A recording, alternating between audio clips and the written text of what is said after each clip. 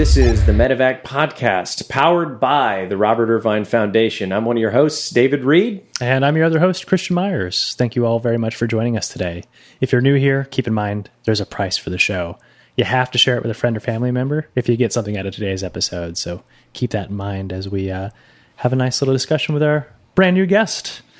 Oh, who is our guest today? Yeah, please welcome Zach Jones. Thank you very much for being here today, Zach. Yes, sir. He's a 16-year Army veteran, sustained an interesting injury, a vaccine-related injury. We're going to dive into that a little bit more later, but we're going to talk a little bit about your service, why you joined, and all that jazz. So thanks for joining us. Thanks for being here today, brother. How do you feel? You ready?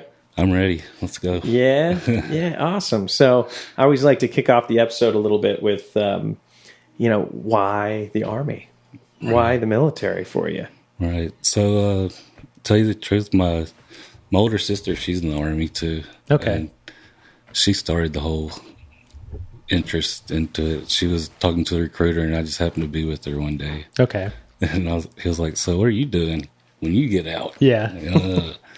I don't know. I was like, "How soon can you leave?" I was like, "I can leave next week." I don't know. What are you doing later today? Yeah, right. So that's pretty much how it went down. And signed up. It's like, "What do you want to do?" I was like, "Well, I already know how to do mechanic stuff. 'Cause I grew up doing that kind of thing." Okay. And I was like, "Yeah, we can get you going next week." Nice. And you were you like, hell yeah, I want to do mechanic? Is that what you wanted to do in the long run, or did you explore anything else? No, I was set on being a mechanic, so that way I was just trying to set myself up for when I got out. So you had a different perspective than most of us, because when I went into the military, I didn't even think about post-service. It's just like infantry. Let's do that. No trade skills at all. Yeah. Right. Give me the cool job. I want to do the cool things. Yeah. Like, oh, what do I do when I get out? Like, I don't know. They did give me airborne. I mean, I signed up. Oh, nice. Yeah. I signed up to go airborne right with the recruiters. So. An airborne mechanic. Yeah. That's not bad. Like, well, I jump out of a plane? Yeah, I can do that. That sounds fun. I'll do that. Yeah. So sign me up. Yeah. So what were you working on? What was...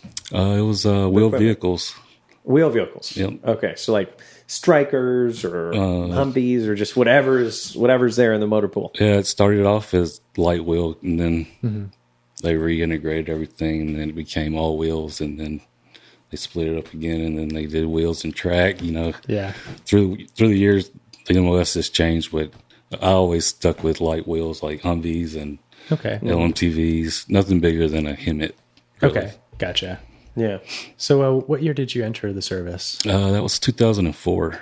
Okay, so pretty quickly after. Right after I graduated high school. Okay, so we had just gone to war 2 years prior. And you're just graduating high school, so right. Did you have an idea of like didn't know what I was getting into? Yeah. I bet. Just ready to go. Yeah. So 2004, you joined. How old were you? I was 18. 18 years old. So, you're 14 years old when 9/11 occurs. Like, did that prompt you joining the military as well? I mean, there was a different sense of patriotism in the air back then. Right. Yeah. I mean, it upset my parents when I told them I joined for sure, because they knew. I think they had a better idea of. I was just a kid, trying to get out of this little town. Sure. Yeah. And my mom was like, "No, you don't want to do that." Like, are you sure? Think about this a little bit. Right. Yeah. I was like, too late. I already signed it. I'm gone. Yeah. You don't know what you're talking about, Mom. Yeah. Yeah. Right. Yeah. So, I mean, what was your feeling when you saw those towers get hit? I'm sorry, what was that? When the towers got hit, what was your feelings? I mean, that was horrible. I still remember because I was in high school, and it was all over the the TVs we had in class, and they pretty much shut the school down and everybody went home. Yeah. And it was bad. Yeah. Yeah, that was a tough time for a lot of us, but I think that it really instilled that desire to join the military. Right. Yeah. The only other military in my family was my grandpa, and so what branch was he? He was Army also. He was infantryman. World War II? World War II. Yeah. It's a rough one. And Can you imagine that difference? Like, in the way we fought war back then comparatively. Yeah, he came back with 2 Purple Hearts. So Man. I'm sure he's had a rough time in war too. Yeah, absolutely. It was much different then. I mean, comparatively to what we've done the last 20 years versus, World War I or II or Vietnam, like going from trench warfare to more guerrilla style warfare, like all of those were, I don't know, it seems Trench a lot warfare? scarier. Man, have you seen What was that new movie? All Quiet on the Western Front? Oh my God. Have you seen that one yet? I hadn't seen it. Dude, Dude, man. Fucking intense. It's an intense movie. Is it? Yeah, There's a scene where, like, the French, towards the end of the war, they develop the tank. And they send these things through to the trenches, and that's why trenches during World War II were just obsolete back then, just because the equipment. But these things just run over the trenches and decimate everything. Man. everything. Everything in the trenches. Yeah, it's a World War I movie, but And you don't have a choice. Right. Like, in that generation, it's like if you're born then, you're going to war. yeah, man, that's rough. what a hard pill to swallow too, right? Right. Like to be faced with that, you don't get a choice. This is your destiny. It's been written for you. This is the direction you're heading. We all had a choice. Totally written for you. Yeah, we all made the choice to join and to sign on that dotted line, raise the right hand, all that jazz. And being forced to do it, it would definitely put me in a different perspective. Like it would change my feelings and my perceptions on the military and and what it truly is. Couldn't imagine if they tried to draft the kids today. Oh my gosh! What do you think would happen?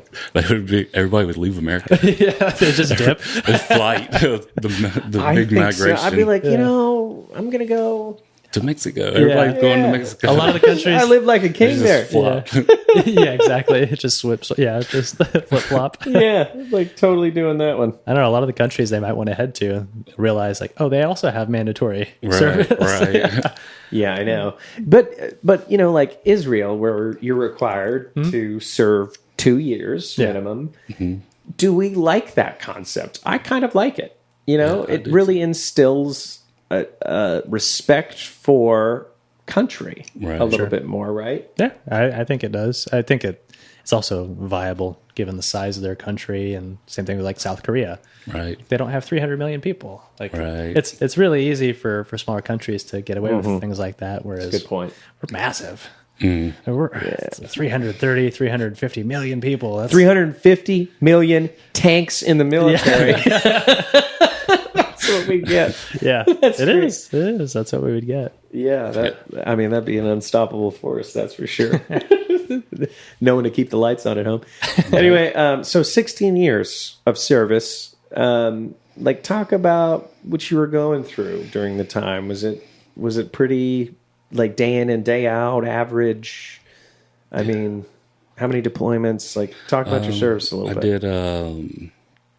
I went to Fort Bragg. Well, I started off in Bragg, and I did a 15-month deployment with them. It was 573rd Cav. Came back. I re-enlisted in Iraq. Okay. For the money. Yeah, get the free bonus. I mean, the tax-free bonus. Tax-free money. Yeah. And as soon as I got back, I got orders to go to Fort Eustis, Virginia. So I went up there for 2 years. It was pretty much, other than my Iraq deployment, it was pretty much a 9 to 5 everywhere else. I'm sure. Yeah. And then after Virginia, I went to Korea for 2 years. How'd you like that? That was fun. I took my family with me. Did you? My wife and my daughter. And, that's incredible. That's a good experience. I don't know how I got away with it because they're just like, who's command sponsored? And I was like, I am. And I just moved over to that side, and I ended up getting to take them with me. That's awesome. So, what base were you at out there? I was at Seoul. At Seoul. It was I actually worked on K-16, so I had to take a bus over to work every morning, and the school and everything was right there. Nice in Seoul, so we lived downtown. That's a cool experience. Yeah, that was cool. Yeah, we lived on the high-rise 17th floor. You look out and like eye level with the Seoul Tower, the big mountain. Yeah. It was cool. That's pretty rad. Yeah, that's got to be beautiful. My wife enjoyed it, and other than taking subways everywhere. Yeah, public transportation. Yeah. So that was an experience all in itself, learning that learning how to take a train in the subway, And it's in Korean. and it's in Korean. Did you pick any up while you were there? Like Korean? Any Korean? Yeah. The language. Not the women. Not what I meant. It's pretty Did I funny. pick up any Koreans? No. No, that's not how I would describe that for sure. But Okay. Korean, the language. Yeah. Yeah, just enough to get by. Yeah. She learned more than I did because she was out in the market shopping. You know? Yeah, sure. Yeah. And, I think that's something a lot of people miss. It's something that we miss pretty often on our podcast is most of the time the folks that we're talking to are like primarily in special operations. And so they never had like a 9-to-5 position, or you're not afforded the cool opportunities to like live on the 17th floor in downtown Seoul for 2 years. Right. For the most part, you're like always deployed, or Right. you're always doing a training cycle. And there's a whole other aspect of the military, a much larger aspect to it that I feel like a lot of people miss out on. And it's that like, you don't have to be kicking doors and like, grenade launching every fucking thing that's in sight. You can have a normal 9-to-5 job, like in a role much like that, or other support style roles where you can be afforded a higher quality of life for the most part. well, I think it's the interesting concept that you just hit on is it's actually a small percent, Yeah.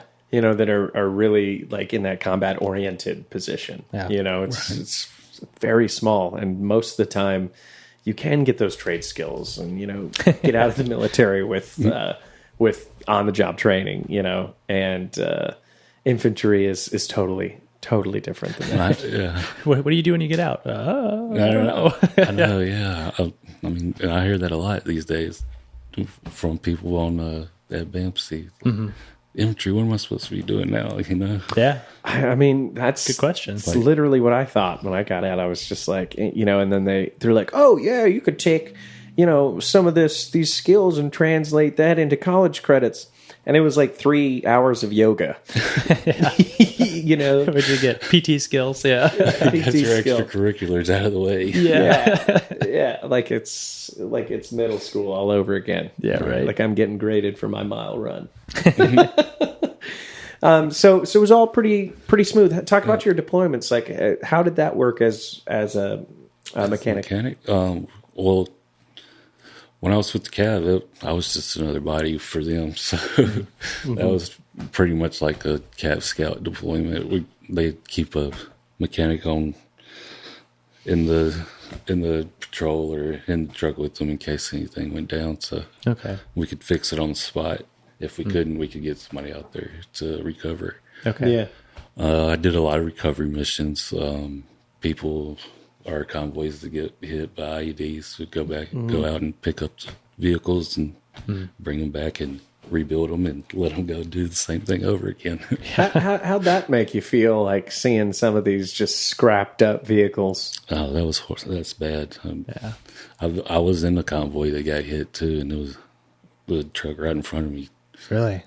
It was up on our Humvee, 20 feet in the air, did a backflip and landed it right on its head. Shit. Did it drive away?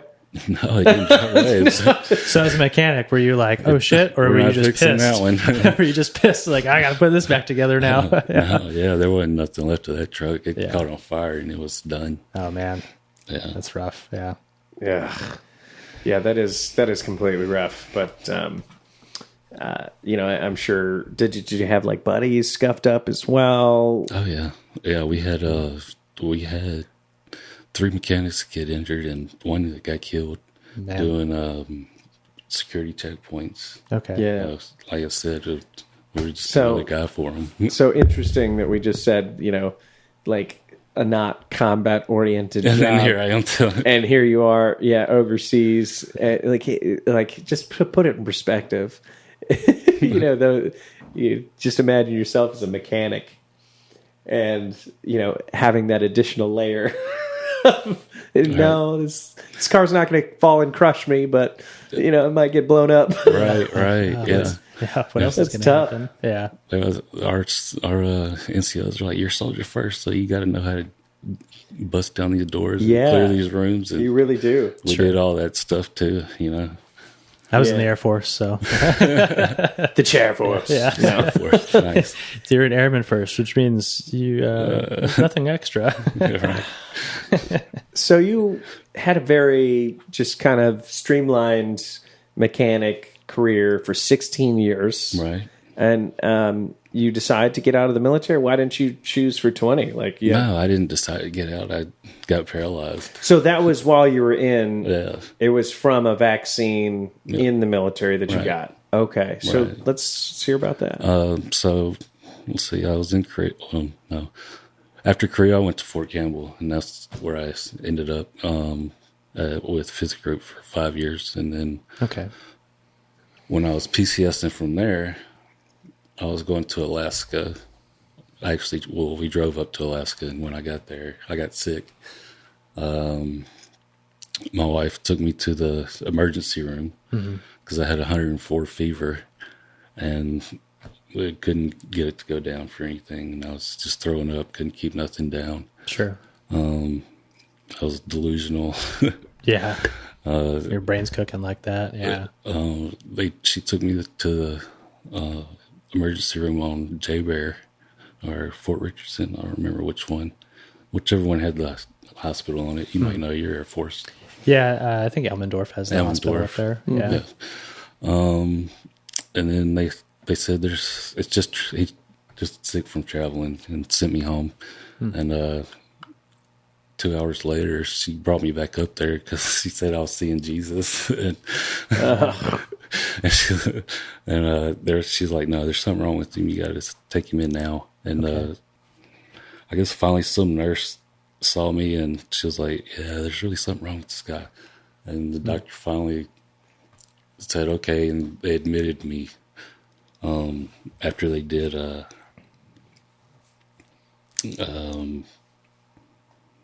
like a spinal tap? Yeah, Or, okay. spinal tap. Yeah. And then they came back, and they were all gowned up and fully covered. They thought I had MRSA? not MRSA. Meningitis? Yeah, meningitis. Yeah. They thought I had meningitis, so they admitted me to the ICU. Okay. And that's where I spent the week. With the fever, it wouldn't go down for nothing. Wow. And then probably 4 or 5 days into it, I started losing bladder control. I couldn't go to the bathroom. And then just one night, overnight, I just couldn't stand. I mean, my legs went numb, and Really? felt like pins and needles, and that was it. Wow. Were you coherent as this is happening? And I was coherent. okay. Now I can't hardly remember any of it Sure. looking back, but the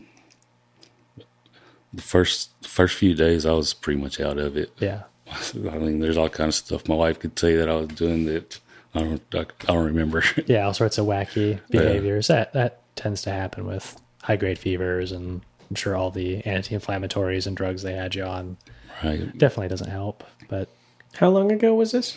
This was in 2017. 2017. So you're experiencing losing control, not being able to feel. And what are the doctors saying at this point? They were dead set that I had a tick somewhere. oh, so like They Lyme thought- disease? or Yeah, they something? thought I had Lyme disease. Okay. It was like, they would check me up and down for ticks. They're like, you come from Tennessee, you're in the woods, I'm an avid hunter and fisher, so It's just been on your chin the entire time. right. Since 2017. In the beard? It's Yeah. hiding under the beard now. But yeah, they thought that I had Lyme disease or had a tick, but nothing. That wasn't the case. So they were just like, I don't know, Yeah. They didn't just, that was it. That's all they gave you. It's like, good luck. like They started they gave me treatments. They did plasma exchange. I did a lot of I did chemo. really? Yeah, Wow. And it's from like the hips down? nipple line. Really? So at the sternum down. It's 2-4. Do you, obviously you got time to think all the time. Yeah. Do you ever do you think with modern medicine, like they're going to be able to figure it out at some point? Because everything physiologically is correct. There's no severed nerves. There's the spine is intact. There's a deficiency somewhere, right? Right. So what's your thoughts on that? They what they ended up diagnosed me with finally was transverse myelitis.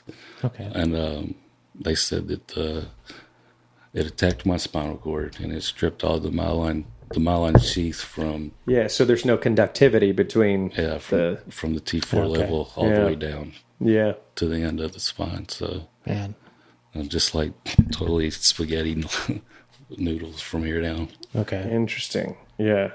So you're 4 or 5 days in. They don't have an answer for you. How are you feeling at that point? I know it's kind of fuzzy for you, but coming to terms with that early on.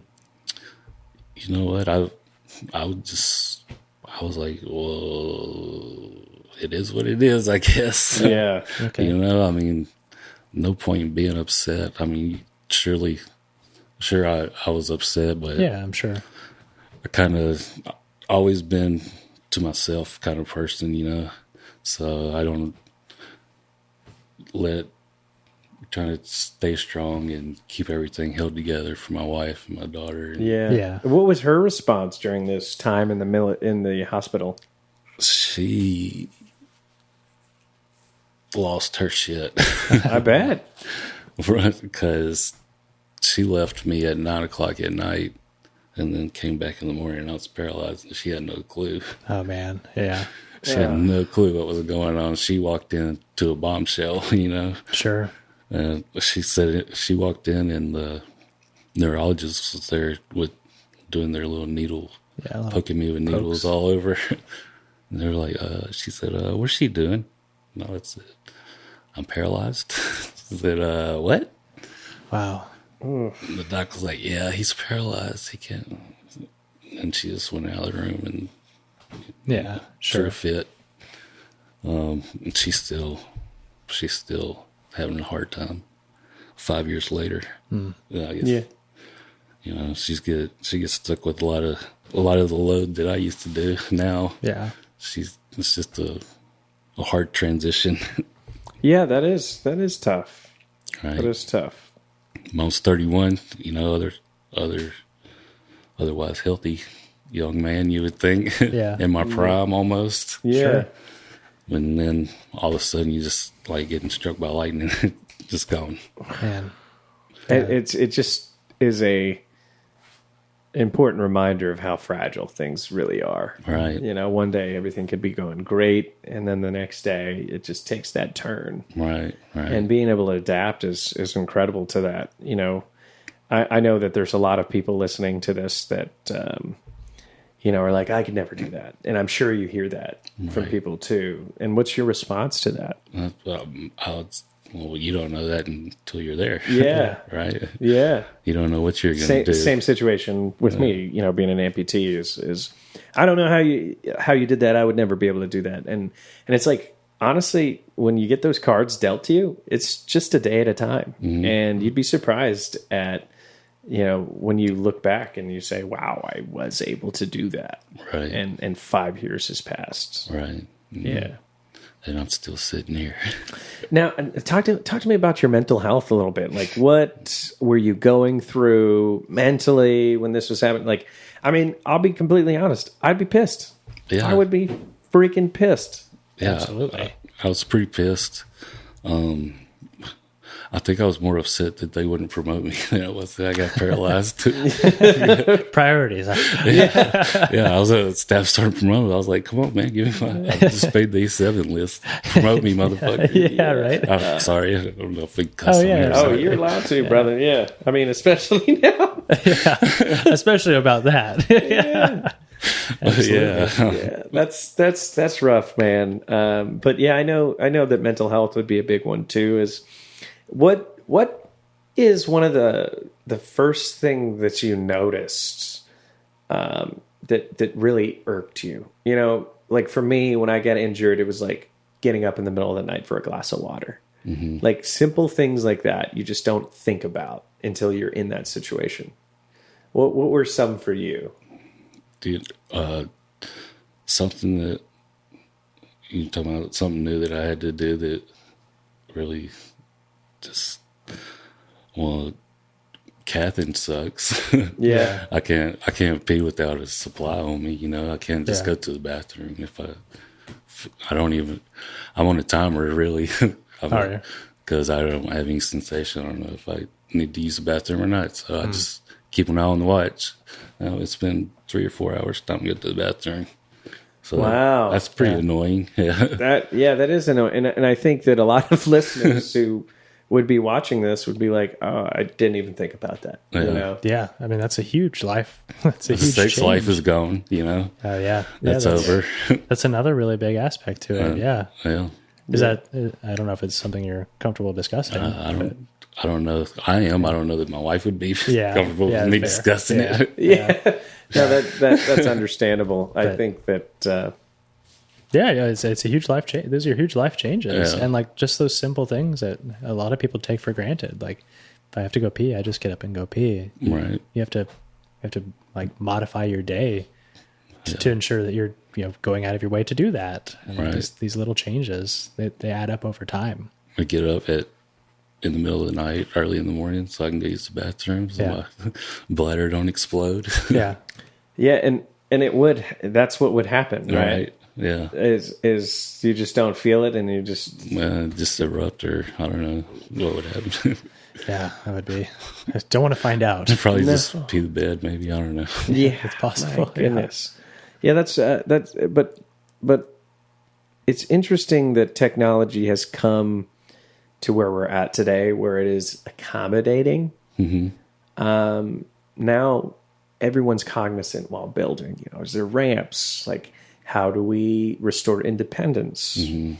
And like when you pulled up in your own truck, today. So talk a little bit about that in your adaptive truck and some of the things that make your life a little bit more accessible. Right. Yeah. So the truck is the main thing. The VA, since I was 100%, they provided me with the modifications for the truck. Okay. Yeah. And they also gave me a vehicle grant. It was like $20,000 that I could put towards the truck. Oh, nice. That's awesome. Yeah. So that helped out a lot. And this was in 2017 that you did that? Yeah.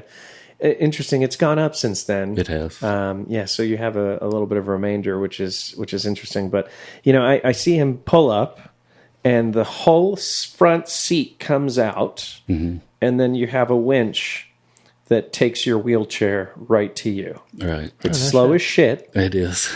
But I mean, the ability to single-handedly operate everything yourself is possible. Yeah. It is.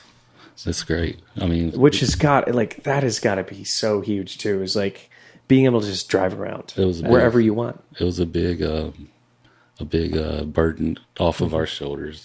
Sure. My wife not having to take me to every single doctor appointment. Once I got the truck, I could take myself. Grocery store. Little things like that. Yeah, right. It definitely adds up. Restoring that independence has got to be. Oh yeah. Yeah, feel really positive. I feel a little bit more like a human again instead of a man toddler. Man baby. And some of these new mobility devices that are coming out are pretty incredible too. Right. Very familiar with the work we do at the Robert Irvine Foundation, the Freedom 6x6, which is looks like a mini Striker. Yeah. Oh, wow. Tanks. And then we have the Mobius iBot as well that literally goes up and down stairs. Nice. It traverses the beaches, which is huge for wheelchairs, as you know. Right. Like the beach is somewhere you don't go. No. So utilizing the Segway technology, they're able to, go over essentially anything, all terrain, and it's pretty great. So they raise up and down too, right? Yeah, that's a good point. Yeah. So if it's something you want to talk about, but how does this for a lot of people who are wheelchair bound? I know there's don't know how to put it appropriately, but a demeaning feeling when people are looking down. Inferior. Yeah, Oh, yeah. people are looking down at you to speak. Yeah, it took me a while to get used to that too. Is it something you're used to now, or? It doesn't bother me as much as it used to. Okay. So something like the Mobius eyebot, where You can get lifts eye you level up to somebody. at your eye level, or in my case, like you'll be taller than me now. All right. Yeah. You'll be looking down at me. Yeah. Is that something that is? Would it make you feel more comfortable, like just having discussions with people, or just like It would. It does feel a lot better to be eye level than looking up, or yeah, you feel like somebody's talking down to you. Or, sure. You know, What's some other activities that you think you, let's say terrain wasn't an issue. Like we see several individuals, our friend Chris Levi, for instance, he takes it hunting with him, and he's able to, I mean, the animal might hear you coming a mile away, but if you're parked, it's not, it is a powered chair, right? So, rolling over sticks and stuff. Rolling over sticks. So like you got to camp out a little bit, but is that something that you did in the past? Is hunting, know? Oh yeah. I was in Tennessee. I hunted and I trapped and fished. And I trapped for a farmer. He had a cornfield and I had to get rid of the beavers. I was the beaver eradicator. The beaver man. Yeah, beaver exterminator. Now we are talking about the mammal here. Yeah, it's a solid nickname. Oh, yeah. It's the name of this episode now. Beaver exterminator. Beaver tails. Oh, that's good. Yeah, and you're friends with Jason Tabansky. Mm-hmm. He just got awarded an IBOT through the Robert Irvine Foundation, which is incredible. But it's going to be really interesting to see him now compete with normal able-bodied individuals, in his archery tournaments at 6 feet now. Oh, yeah. Like he's going to be able to be even with that target a little bit more. Right. So, have you gotten a chance to talk to him a little bit about it? I haven't talked to him to see how he. Have you tried archery? I have. I've shot. I was a bow hunter. So Yeah. Oh, nice. Okay. I shot, but I figured I went a different route and picked up a shotgun. Okay. Yeah. Do skeet or yeah, I do nice. Trap. Okay, Trap shooting now. Nice. Oh, that's great. And we always talk about finding that outlet or that therapy that helps you overcome the adversities that you're facing every day. Is that one for you? Is that allow everything to just melt away? Yep. It's the recoil therapy. There you go. Recoil therapy. Yeah. Yeah. It's interesting when people talk about shooting as therapy, because a lot of people have a misconception that it's loud, it's scary, it's dangerous. But no, you're focused on the safety. Like you're not focused on all the other issues that are crowding in your life. Right. You feel that, you feel it in your body. And when you get to a certain point, you understand that muscle memory and you feel the fatigue. And so that clears your brain up as well. Mm-hmm. And with the trap, I'm just worried about the next target. It's like, Exactly. Yeah. I'm not worried about anything else but seeing the target and shooting it, Yeah. And that's it. Yeah, I think it's a really popular sport for people to use therapeutically because it takes so much of your attention, your focus, right? Right. 95% of shooting or archery is work. What are you doing? Well, you're planning your shoot. You're getting your equipment ready, which means you're going to have to clean it. You're going to have to, get your ammunition ready or your arrows ready or whatever. Like there's so much work that goes into it for that, 1 second trigger squeeze or that releases the bow. Like, okay, now I got to go clean my stuff up. I got to place my brass. I got to take this weapon home and disassemble it and clean it. And so much that goes into it. So it takes so much of your focus, something you can dedicate yourself to. It's really hard to get good at. It's really hard to get good at. Yeah, it takes a lot of consistency. I wouldn't say I'm good yet, but I'm getting there. Yeah. Well, consistency is key, right? Yeah. So let me ask you this: how do you stay in shape? I push my fat ass around every day. Well, I mean, that is no easy feat. You know, I was wheelchair bound for a little bit, and it was horrible. Yeah. It was horrible. Like, talk to me about traveling a little bit. Like, what do you have to deal with? That what I'm trying to do here is I'm really trying to inform the audience of like some of the issues that you face day to day, Right. and how important that is to realize for the mental strength and capacity that you have. So, I know airports are a bitch. You know, the other day I saw this guy. I was at San Antonio Airport, and he had he was a hip Arctic, just scooting around on a skateboard. just handing it on a skateboard, and Low impact, and Right. not And a then- whole lot of travel accommodations. so like he figured it out, and he figured out these trips. A couple months ago, I see this other guy whose girlfriend, he's another bout at the hips. His girlfriend is literally holding onto him and ferrying him back and forth. like a piggyback ride, backpack? or A piggyback ride. Nice. A piggyback ride, and Hell yeah. and they get out of the flight, and the there's keeper. and there's no wheelchair though No. for them when they get out on the deck, okay. and she has to like literally buddy carry this man like to out and to stand there with him and wait until they get the wheelchair set up. And I just could hear them, and I'm just observing this, very frustrated with the travel situation, and it's not accommodating. So let's talk about it. Let's talk about how it needs to be improved. And Right. What really upset me when I first started flying again is that I would always be the first guy on the plane, and then I'd be the last guy off the plane. Sure. They'd make me sit there until everybody got off. Yeah. no matter where you're sitting. No matter what seat I'm in, they'd make me sit there till everybody got off the plane. And then they'd come get me off. Yeah. So that was annoying.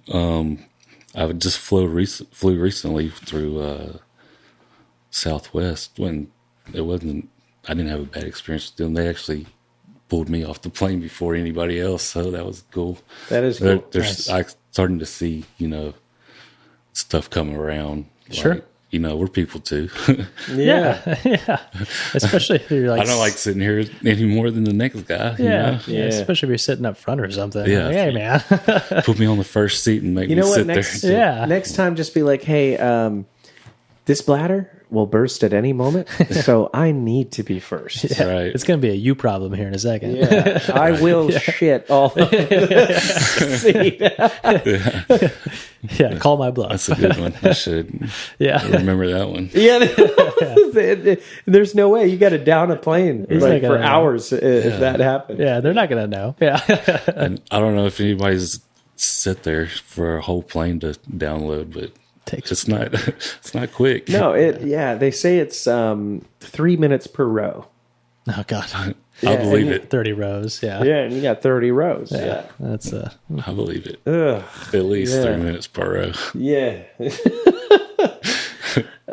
Yeah, so that's got to be an annoying one is traveling, but that truck has got to be great too.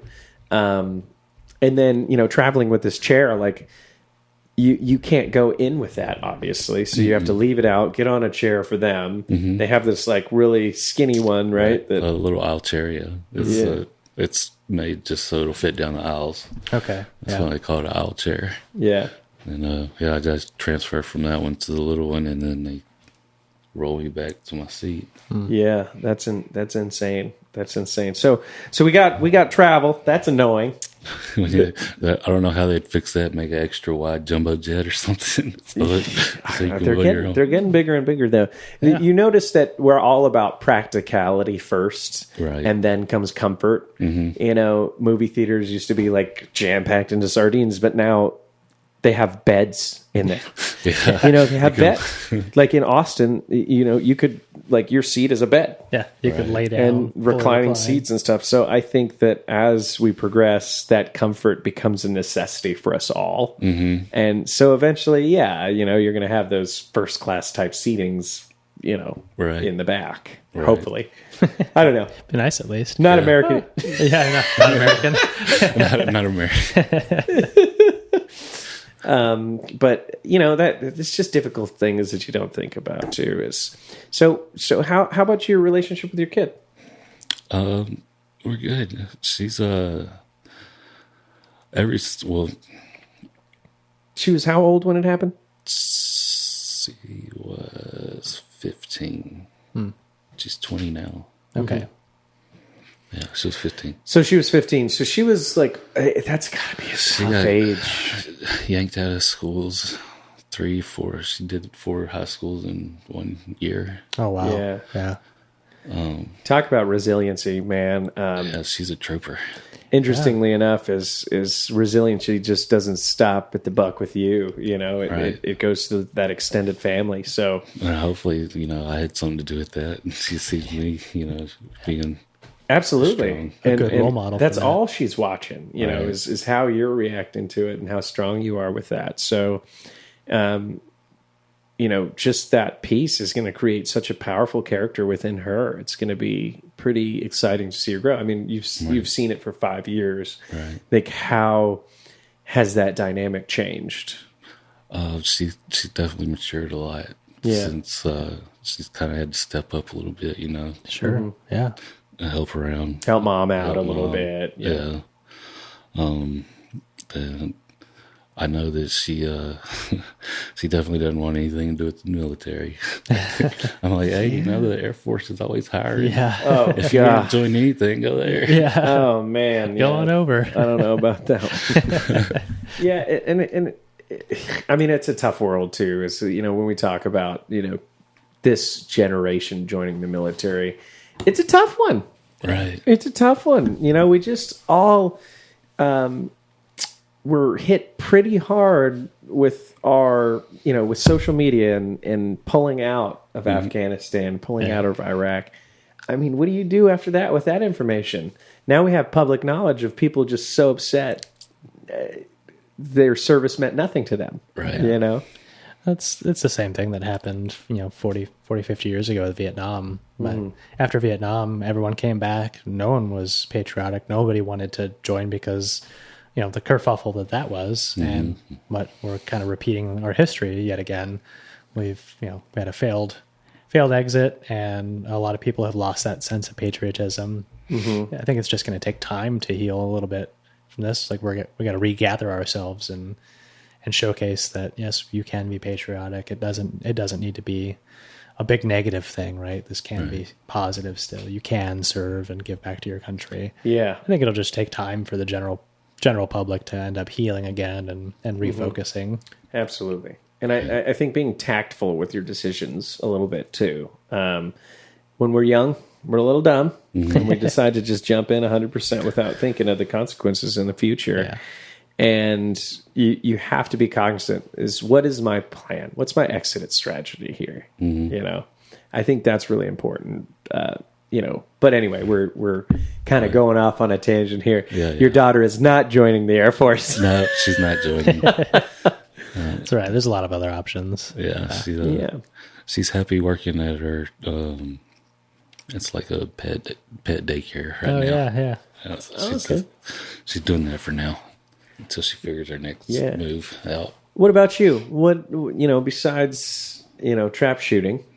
That's it. That's what I do. Every day, or like how often do you go? Twice a week. Twice a week. Where do you go? San Antonio Gun Club. Okay. And I compete yearly. Last year I went to Michigan twice. Nice. And then Italy, and shot. That was my last, because I missed the World Cup by one target. Oh, did you? Yeah. Oh no, man. Which was upset. You didn't you should have just played the card a little bit and I be was like, yeah, I know I hit that my one. wheelchair wasn't locked on this one. Yeah, so I missed out on that by one, and then starting back up this year. Okay. When the first competition will be in Arizona, getting ready for that one coming up in February. And how are you doing on these competitions? Are you winning, like, for the most part? Or are you? Yeah, I did silver, bronze, two bronze and a silver last year. Nice. Okay. And how long you been doing it? About 3 years. Okay. Okay. So, I mean, It's pretty solid. Yeah. The pretty quick Yeah. turnaround for just a few years of shooting. Yeah. Is the World Cup, is that what you called it? Mm-hmm. Is that something you're gunning for this year? It is. All right. Eventually, it's supposed to be getting put into the Paralympics, so that's the ultimate goal. Okay. yeah. To be a Paralympic athlete for Right. trap. I mean, that's going to be insane. Now, does that feel like an athlete? I just have to ask. Yeah, it does. Yeah. It does. Hell yeah. It's Competing on the world stage. It's a low impact sport, man. Yeah, exactly. No, I just have to get a little shit. It is a low impact sport. I mean, what I'm always impressed by in the Olympics are the skier, the dudes who do the cross country skiing and then shooting. Mm-hmm. Like, it's the most low impact yeah. thing, but it is the hardest. Like trying to hold a rifle while you're breathing that heavy. The Nordic ski. Is that what it is? Nordic skiing? Yeah. Like, it's the most low impact sport, and it's kind of boring to watch, but that has got to be so difficult. Like, Honestly, breathing all heavy. yeah, And it's flat. It's Yeah, flat the whole way. You yeah. work it the whole time. Yeah. yeah. Yeah, there's no actual My, skiing. my bone to pick is with bowling. For all you bowlers out there, Oh, the bowling. Yeah, I don't know. can't get behind it. Yeah. I didn't pool. I don't know about pool either. Yeah, like that Sport. It's geometry. It's like a game. More of a game. It's more of a game. Yeah. Yeah, it's a board game. Yeah. It's a big board game. That's funny. So you're doing a lot of skeet now.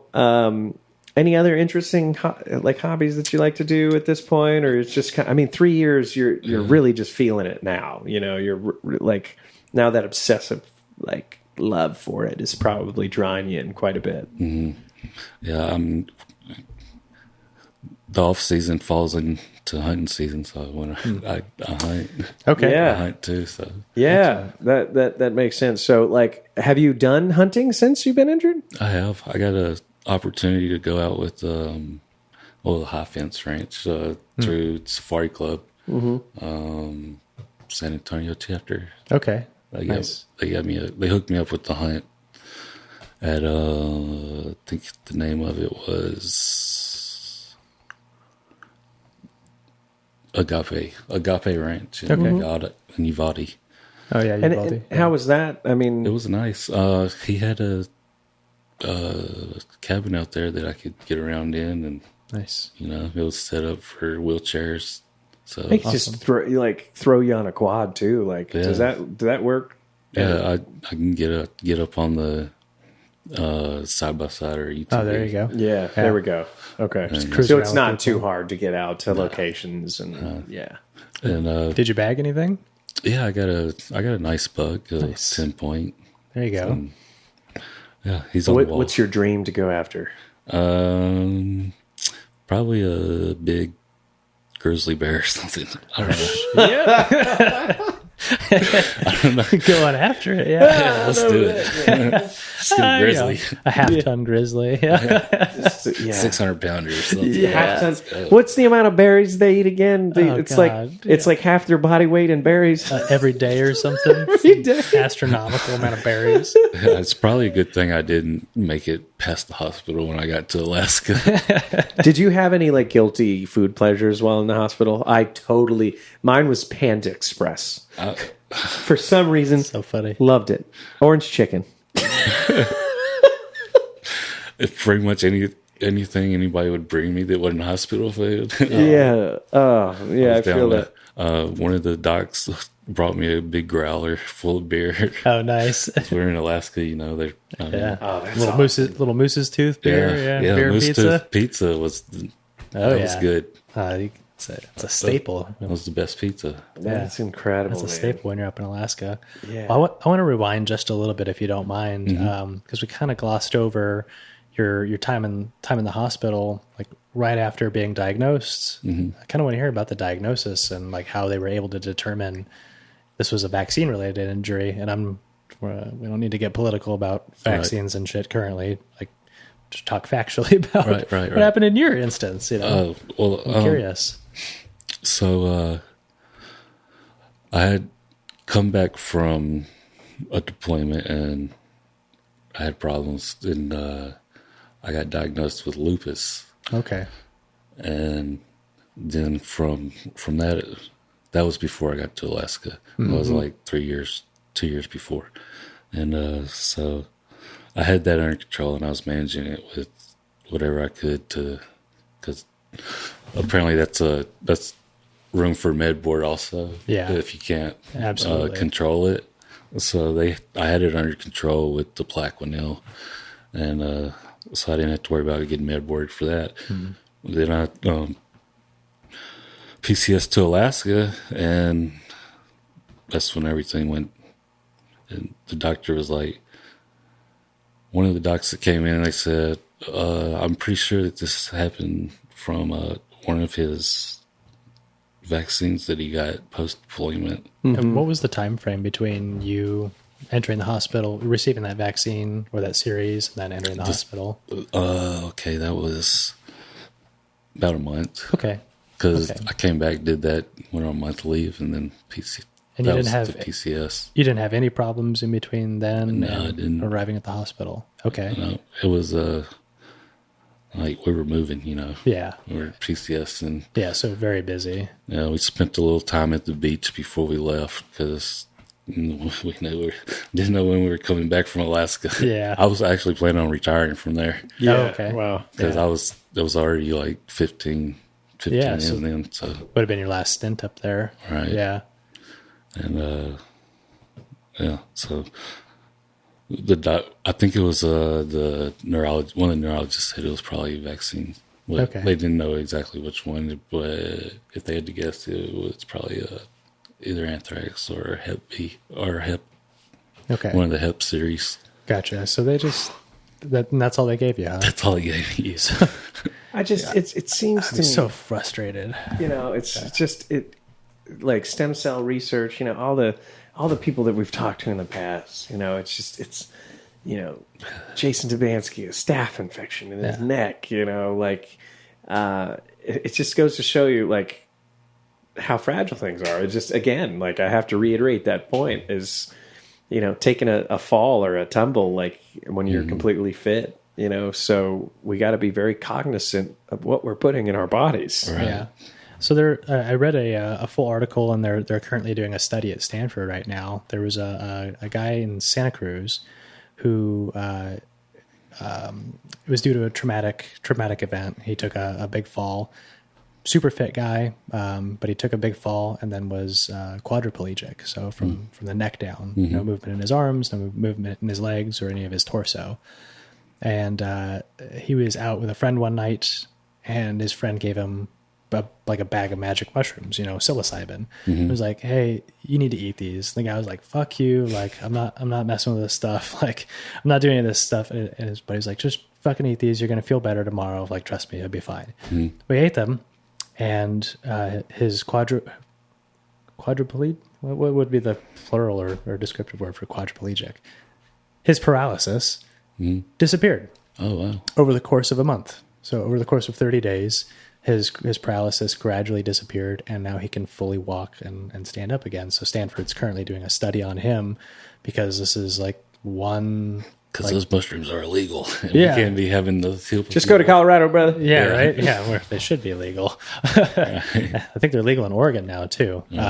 But I know Stanford's doing a study on this guy now because they're trying to figure out, like, what the fuck happened? Like you couldn't move your entire body, and now you can. Like, there's a disparage here. And so I know there's like a full neurological study going on with... And he had a break somewhere. He said he fell. And so his was traumatic, it was all the more interesting to me reading that, because we obviously know a lot of guys who have incurred paralysis to non-traumatic events, much like this, like where, your nerves are still intact. They're still able to speak, but there's a disconnect somewhere. Right. So I'm curious, like if I'm hopeful that that's the direction things go, is that they're able to make a determination on hopefully non-traumatic or even traumatic paralysis on how to fix stuff like that. I'm curious if you've heard anything, or if you've obviously you're privy to that community a lot more than we are. Not about the mushrooms. I looked into stem cells Yeah. early on, and I found out they don't do it in America. So Like that is a huge point, is that in the next 10 years, medicine's going to be completely different. Right. Nowadays, with the influx of information, it's hard to censor anything. You know, in the 1980s, we went to war against drugs and really banned the progress of this research behind psilocybin and all these other psychedelic therapies that are going on that are actually proven nowadays to help individuals out. So it's going to be very interesting to see, like, you know, how far stem cell research gets. Right. And when we do start bringing that into the States, what that's going to do. Right. I mean, they put, what do they do? Put like Korean foreskin in your face. And, Yeah. so we use baby parts for makeup. Why can't we Yeah. use stem cells, you know? Yeah, to heal people, right? Right. Yeah. It doesn't make any sense to me. Yeah, it's true. Yeah. It doesn't. It seems a little back-asswards, you know. But anyway, it's been phenomenal hearing your story. I know it's really tough to open up about some of these things sometimes, but it's so important for our audience to hear it and understand at a capacity of the day-to-day that it takes and what it looks like to overcome adversity and continue on doing something successful with your life. Right. So thanks so much for opening up and sharing today. Oh, yeah. No problem. Thank you very much, Zach. Do you have anything, if you had one last thing to tell the audience? No, not really. Yeah, nothing crazy. That's all right. Keep going. Keep going on. Keep Keep on rolling. Keep on rolling. rolling. Keep on rolling. Keep on keeping on. Keep on rolling. Mentality, man. Well, once again, thanks for everything you do. Thanks for your 16 years of service. And we're looking forward to seeing you in the Olympics, brother. Yeah. On that That'd be world great. stage, baby. Yes, sir. Awesome. All right. This has been the Medevac Podcast, ladies and gentlemen. Thank you very much for joining us today. We'll see you next time. See ya. Bye.